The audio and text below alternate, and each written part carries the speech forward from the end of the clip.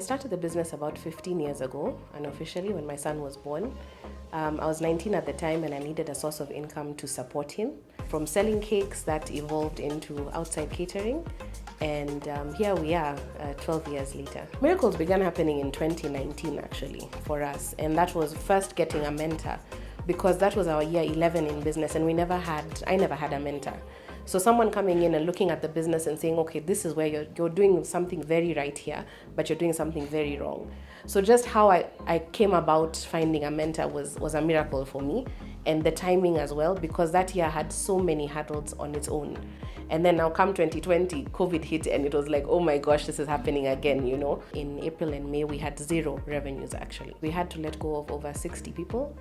And these are people who had become like family. You know, people you see every day and you know their children's names, you know where the children go to school, you know how important this job is. So for me, that was the most painful part, having to let go of the team members and more so letting them go into an industry that had essentially collapsed at the time, which is the service industry. So that was the hardest part for me. And then second, of course, was the revenues, because most companies shut down. At Safaricom, we were running 2 cafeterias. Both of them have been closed for a year. So it was very, very difficult. Many companies now are working from home, so our services essentially were not required.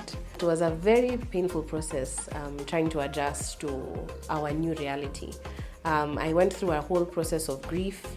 And I didn't realize I was grieving until I attended a session on grief, because I was an extremely angry person at the time. And it took me about a month actually to realize that, okay, this has happened. It's not going to change next month. We just need to figure out now what to do. Luckily, I have a business mentor and he kept telling me that you need to keep your customers engaged throughout this period. They must never forget who you are and what you do.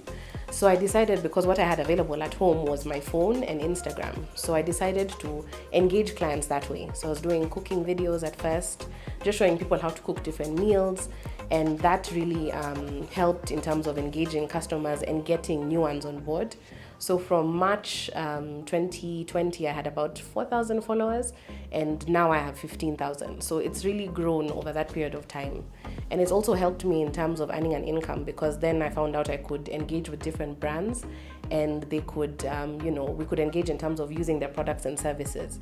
So that was at least a small income stream for me as well during that period of time. And then just having people, the core team that we still have now, who are willing to stick by you despite, you're like in the middle of the ocean and you have people on your boat who are still willing to row with you. That for me has been a miracle and such a blessing.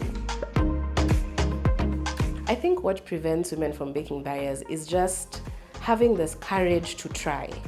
Sometimes we're bogged down by all the things we're told as women, all the things that are expected of us, and we don't try. So I think if women could just ignore the noise around and believe in ourselves more and just do it, literally, then we would be in a much, much, far off place.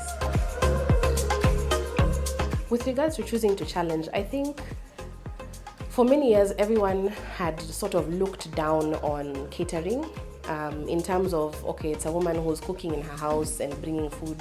It's not a proper business. So throughout my journey, I've really tried to remove that sort of narrative around catering.